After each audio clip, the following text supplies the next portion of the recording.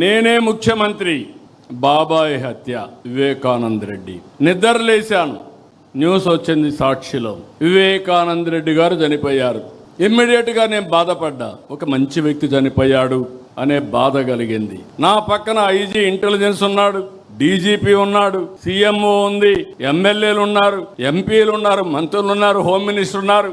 ఎవరు కూడా నాకు బ్రీఫ్ చేయలేకపోయారు, బిజీగా ఉన్నాం.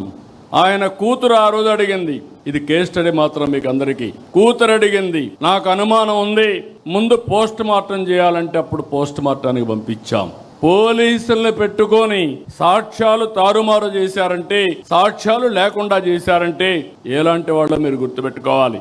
పోస్ట్ మార్టంకి వెళ్తే షాకింగ్ నిజాలు.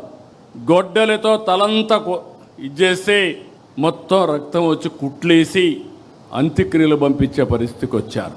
రూమ్ అంతా లాగారు, బెడ్రూమ్ అంతా కూడా బెడ్ మార్చలేకపోయారు, కానీ బెడ్ అంతా రక్తం, గోళ్ళంతా రక్తం కడిగారు, కానీ ఆ మరకలు చెడపలేకపోయారు.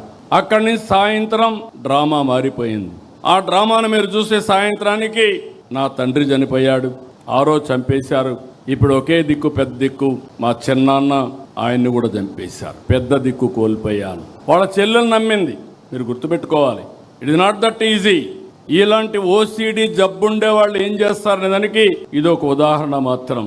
నమ్మితే తెల్లవారి నిద్రలేస్తే ఆ రోజు మాట్లాడలేదు, తెల్లవారి నిద్రలేస్తే సాక్షి పేపర్ చూస్తే నా చేతిలో కత్తి పెట్టి నారాసుర రక్త చరిత్రని నా మీద పెట్టేసే పరిస్థితికి వచ్చారు. అదే రోజు మీరు గుర్తుపెట్టుకోవాలి, ఇవన్నీ బయట వస్తాయని కోర్టుకు పోయి, హైకోర్టుకు పోయి స్టే ఆర్డర్ తీసుకొచ్చారు. ఎవ్వరూ మాట్లాడకూడదని గ్యాగ్ ఆర్డర్స్ తీసుకొచ్చారు. అక్కడి నుంచి సానుభూతి పొంది ఎన్నికల్లో గెలిచారు.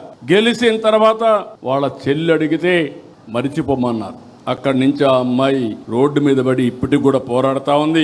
ఏం చేశారో మీరు అందరూ చూస్తున్నారు. ఇంకా కూడా న్యాయం జరిగే పరిస్థితి కనపడలేదు.